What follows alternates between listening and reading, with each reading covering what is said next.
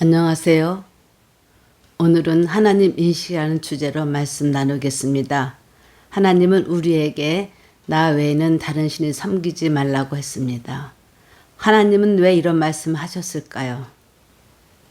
왜 하나님은 우리에게 이런 말씀 하셨는지 우리의 삶을 돌아다 보겠습니다.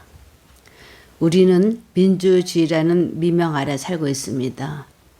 현재 우리나라가 진정한 민주주의에 살고 있는지는 역사가 심판할 것입니다. 독재자나 폭력을 행하는 권력자들의 특징은 무엇입니까? 먼저 언론을 통제하여 자신이 저지른 만행을 국민들이 알지 못하도록 언론을 탄압합니다. 그 다음 무엇을 합니까? 바른 말하는 사람들을 비공식적인 방법으로 죽이거나 사법을 장악하여 거짓 판결로 범죄인으로 만들어 죽이거나 옥에 가둡니다. 법이란 탈을 이용하여 저들은 거짓으로 판결을 하며 거짓 자백을 위해 신체적 고문을 하기도 합니다. 그리고 고문을 통해 불법과 관련이 없는 사람들이 죽어나가기도 합니다. 더 심한 경우는 자신의 불법을 폭로하는 사람들을 이런저런 방법으로 비공식적으로 죽이기도 합니다. 그런 자들의 특징은 독재를 합니다. 독재 정권을 유지하기 위해서는 사람들의 입을 틀어막는 것입니다.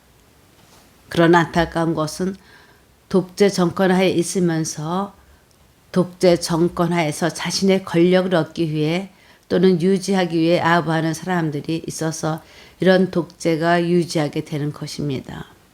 캄보디아 대학살 때에는 학생들을 이용하여 가족을 고발하게 하였다고 합니다.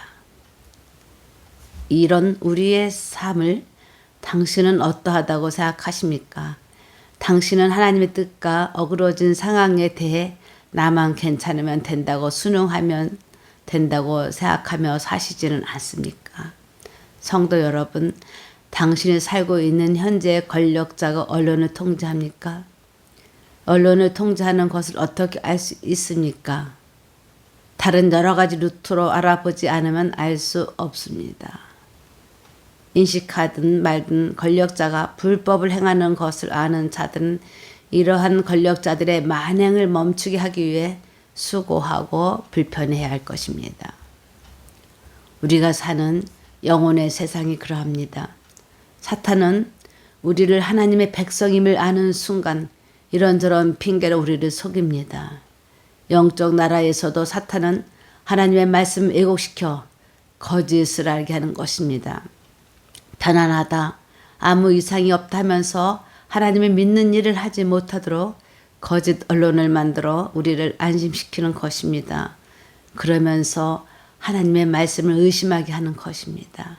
사탄은 하나님을 알 수 있는 언론, 즉 말씀을 왜곡시켜 우리를 속이는 것입니다. 사탄은 하나님을 아는 길을 통제하기 위해 예술이나 문학을 이용하여 하나님을 알지 못하도록 유혹하기도 합니다. 왜냐하면 예술이나 문학은 멋지고 매력적이기 때문입니다. 그렇습니다. 이 세상은 영적 세계를 사탄이 권력을 가지고 우리를 독점하려고 이런저런 방법으로 우리를 속이고 있는 것입니다. 그러므로 우리는 깨어서 하나님을 올바로 아는 일에 힘을 써야 할 것입니다. 예수를 한다고 해도 하나님을 떠난 삶에 물들지 않고 하나님 말씀 따라 하나님의 보호하심 안에서 예술 활동을 하는 것을 권합니다. 하나님은 이 세상이 더럽고 추하고 불법을 행하는 세상임을 아십니다. 사람의 본질이 악함도 아십니다. 하나님은 이런 악한 본질의 인간들을 위해 하실 수 있는 일이 무엇이겠습니까? 하나님은 당신이 암탉이 병아리를 품듯 당신 품으로 돌아오길 간절히 기다릴 수밖에 없습니다. 그렇습니다. 많은 사람들은 영혼이 없다고 말하거나 영혼이라는 문제에 별 신경을 쓰지 않고 살아가고 있습니다. 그래서 이 세상만 잘 살아가면 된다고 생각하곤 합니다. 그냥 남에게 피해를 주지 않으면서 평범하게 살면 된다고 생각하는 분들이 많을 것입니다. 그러나 문제는 영적 세계입니다. 하나님의 존재를 내가 없다고 해도 하나님이 살아 계신 것이 실존이라면 우리는 거짓을 신뢰하고 있는 것입니다. 많은 사람들은 하나님이 어디 있어라는 말을 하는 것을 듣습니다. 사람들은 영적 세계를 체험하기도 합니다. 영적인 세상의 이야기를 듣기도 합니다. 귀신을 봤다고 하는 사람들도 있고 임사 체험을 한 사람들의 이야기도 듣습니다. 우리나라 무당 중 등급이 높은 무당들은 구슬할 때 날카로운 작두 카리를 벗은 발로 올라가서 뛰며 춤을 춥니다. 그들은 연계에 들어갈 때에만 카루에서 춤을 추어도 발이 전혀 다치지 않아 구경을 하는 사람들의 숨을 멈추게 합니다. 이런 일들은 도저히 사람의 맨 정신으로 할 수 있는 일이 아닙니다. 저들은 작두를 타는 일을 귀신의 힘을 입어 정성을 많이 들여 할 수 있다고 말합니다. 그들은 스스로 귀신을 힘입어 작두를 탈 수 있다고 합니다. 그러나 귀신의 힘을 빌려 이런 이적을 행하는 사람들은 겉으로 볼 때는 편안해 보이지만 귀신들은 자신들을 얼마나 괴롭히는지 모른다고 고백하는 소리를 유튜브를 통해 들을 수 있습니다. 그래서 귀신을 섬기지 않으려 하면 협박을 한다고 합니다. 가족을 해친다거나 자녀에게 들어가서 똑같이 신내림을 하겠다고 협박을 한다고 합니다. 저는 어렸을 때 몸이 늘 약했습니다. 건강관리를 잘못해서 늘 연약했습니다. 중고등학교 때 공부를 할 때면 창가에 많은 귀신들이 와서 저를 쳐다보았습니다. 많은 숫자의 귀신들이 저희들끼리 쑥덕거리기도 하면서 저를 빤히 쳐다보았습니다. 그러나 그때 저는 교회에 다녀서인지 그 귀신들이 저를 쳐다보고 말건 귀신이 무섭지는 않았습니다. 공부할 때마다 늘 창밖에는 귀신들 여러 명이 와서 저를 쳐다보았으니까요. 그 귀신들은 험악하게 생기지도 않았습니다. 다시 오늘 말씀의 주제로 돌아가겠습니다. 성경에 하나님은 나 외에 다른 신을 섬기지 말라고 말씀하셨습니다. 저는 어렸을 때에는 나 외에 다른 신을 섬기지 말라고 하는 말씀이 너무도 독선적인 하나님이라고 생각했습니다. 왜 꼭 하나님만을 섬기라 했을까? 그런 면이 하나님은 뭔가 이기적이며 강박적인 하나님으로 느꼈습니다. 그때는 제가 세상 속에 깊이 들어가 산 때가 아니므로 어린아이였으므로 세상을 알지 못했기 때문이었습니다. 그러나 세상을 살면서 웃음 뒤에 속임이 있고 웃음 뒤에 사기가 있고 웃음 뒤에 남을 비난하는 소리가 있고 웃음 뒤에 자기 이익을 얻기 위해 웃는 거짓 웃음이 있는 것을 알면서 저는 사람들을 믿지 못하게 되었습니다. 이런 세상이란 말인가? 왜 세상은 겉과 속이 일치하지 않는 것까? 사람들은 이익이 엄청 민감했습니다. 손해보는 일을 참기 어려워했습니다. 조금이라도 손해를 보면 분노하기도 합니다. 물론 저는 사람들로부터 손해를 봐서 법정에 서기도 했습니다만 모든 사람들이 꼭 속이는 것은 아닌 것도 잘 압니다. 그러나 세상은 최소한의 법률이라도 통제하지 않으면 이 세상은 불법적인 세상으로 살기 힘든 세상이 될 것입니다. 옛날에는 사람들을 잡아다 노예로 팔았던 때가 있었습니다. 그러나 지금도 인신매매는 계속돼서 이루어지고 있습니다.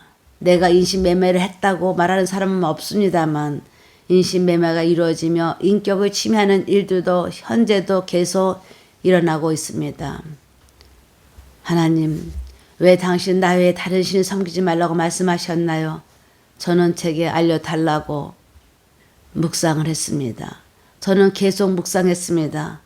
그렇게 묵상을 하던 중 하나님은 죄를 가까이 하실 수 없으므로 나 외에 다른 신을 섬기지 말라는 하나님의 말씀은 우리 인간을 보호하기 위하여 최후 통첩임과 동시에 하나님의 간절한 애언이라는 생각에 머무르게 되었습니다.